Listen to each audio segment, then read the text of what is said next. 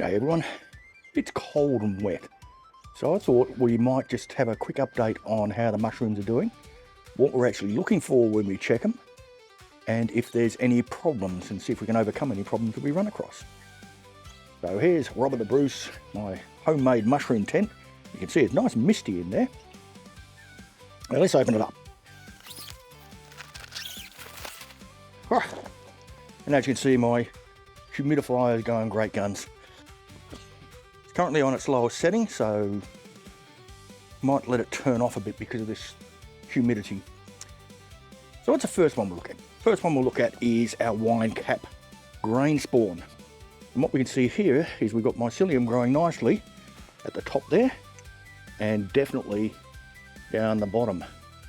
So we'll give that a bit of a shake. We want to look for any signs of moisture build-up. If it starts getting and looking damp, that's a problem, but all seems to be going quite well. Very solid mycelium growth down the bottom. Now, one thing I've noticed is I've got these caps. Now I showed how to do that and I'll link that video up there, but you see these tin ones are rusting. I found an answer, which we'll try out shortly when they arrive. Anyway, so these all seem to be sealed okay. Wine caps are doing well by the look of it. We'll check all of our jars. Just quick, oh, look at that one. This one's going really, really well.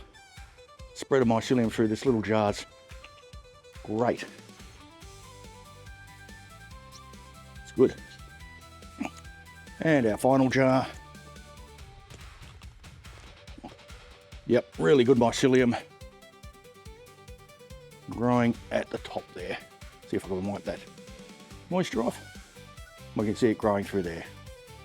No wet, dark patches. Looking good. All right, let's have a look at our portobellos. And I've been told that these are very slow growing. And I'm just having a search. I think we might have a tiny bit of growth, and you probably won't see it, just in here. Let's see if we can get it up close. But not a lot. Now this is the sort of thing we worry about a little bit. There's moisture there, but hopefully not enough to cause a problem.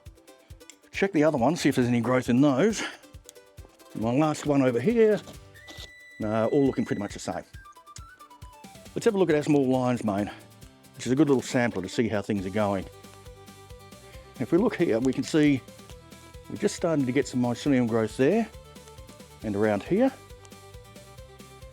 I'm looking to see a good bit in there actually, and I'm looking to see if there's any green tinges on it. Because if there's green tinges, we have contamination, that tricky something or other. It's a sort of a thing, get lots of it. But that one looks okay. Let's have a look at another one. One of our large ones, and he's doing a lot better. So we can see mycelium growth at the top, just in there. We've got little patches of mycelium growth coming along around grain spawns down here. And no sign of green, which is good.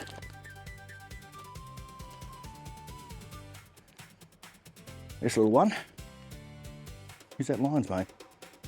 I've forgotten what this one is and I didn't mark it, but we'll find out. Again, lots of mycelium growth along here and all around there. No sign of a greenish tinge to it. So that one, our mystery bag, is looking good. Now let's have a look at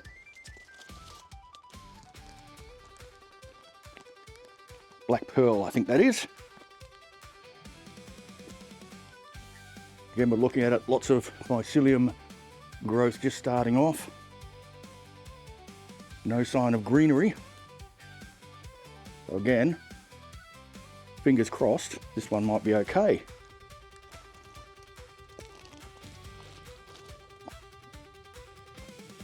And here's some more Black Pearl. And going beautifully in there. We can see the mycelium growth in the straw, lots there, no green tinge to it. So I think our black pearls are okay as well. We don't have any ready to open yet. Let's just check this one.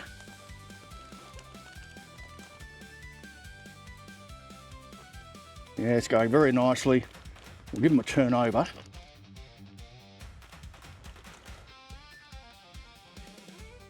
And we don't seem to have any mould growing.